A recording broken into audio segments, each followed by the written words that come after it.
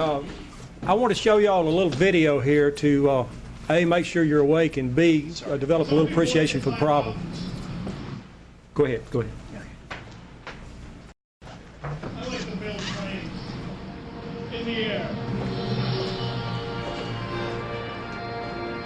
I grew up wanting to be on a wing, wanting to be up this high. Sometimes the temperature of the altitude will reach 60 below. It's brisk, it's refreshing. You never know what you're going to come across up here. Canadian geese, mallards, Owls. These people back here, that's why I come to work. That's why I build airplanes in the sky. We're not just building a plane here. We're building a dream. I love this job. look at a lot of things up here. When I look over there and I see that little kid, I look in his eyes, that's all the things I need.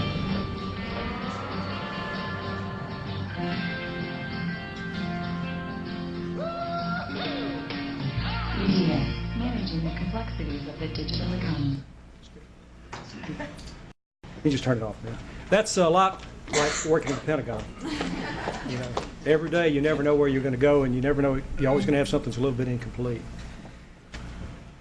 I want to share a few ideas with you this morning. First of all, let me give you a little context and tell you that I came to work for the chairman about 3 years and 3 or 4 months ago, directly from 2 years over at the war. So I was kind of fresh on the problems over at the war, and fortunately, as I moved in, most of the folks on the joint staff also came in from the war, so we all had a great relationship and a great understanding of what was going on over there. So you put that piece together with what goes on at the joint staff and in OSD, which we manage the current fight, and we also try to plan for the future. And at that time, if you remember, we were in the QDR process, so I was able to sit in with a group we used to call the Group of 12, the Gang of 12, depending on what your perspective was. And that later evolved into the Deputy Assistant Secretary of Defense's working group called the DOG, which does the business management of the Pentagon. So you've got the forum of the business management piece of the Pentagon, the Joint Chiefs of Staff piece where they do business in the tank, and then there's a third factor, which is the global employment of the force, Global Force Management Board, that kind of puts the war fight together and figures out what the requirements are for the war and which units are going to go to the war and how it all pieces together. So when you lay all those things together, you get a really great view of how the department works and what the department needs to do in the future. So that's the perspective that I come at you from today. And I thought that what I do, first of all, no slides. I'm breaking rule number one. No slides today. I hate slides, so I figured I wouldn't impose any slides on you folks. But what I thought I would try to do is just spend a few minutes talking about the framework for the QDR from my perspective. And I think the two parts that are most important are the beginning of the QDR and the final stages of the QDR. The beginning, because that's where you really lay out what the requirements are, how they piece together, and you really establish all the ground rules about how we're going to do business. So if you don't get your requirements on the table and you don't get an understanding of what you're trying to do early on, you're not going to get it in the process. It's not going to get considered. The end of the QDR is significant because that's really where the trades are made. You can lay out the best base case possible, but when you get in the room with the decision makers at the final part, and we have this many requirements and this many capabilities to meet those requirements, we have to do some serious trade-offs.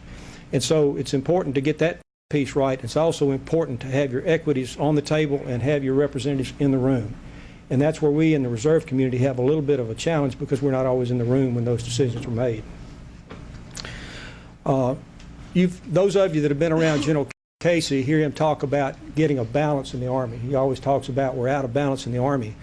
Well, I think we're a little bit out of balance in our expectations of what we look for other agencies to provide to the Department of Defense as we go forward in the war fight together. And I really believe as we move through the QDR, we either need to modify our expectations of other people or maybe our contributions to other issues, because what happens is as we develop a shortfall in the things that we're trying to do as a department, we become the default response when somebody else can't provide a capability.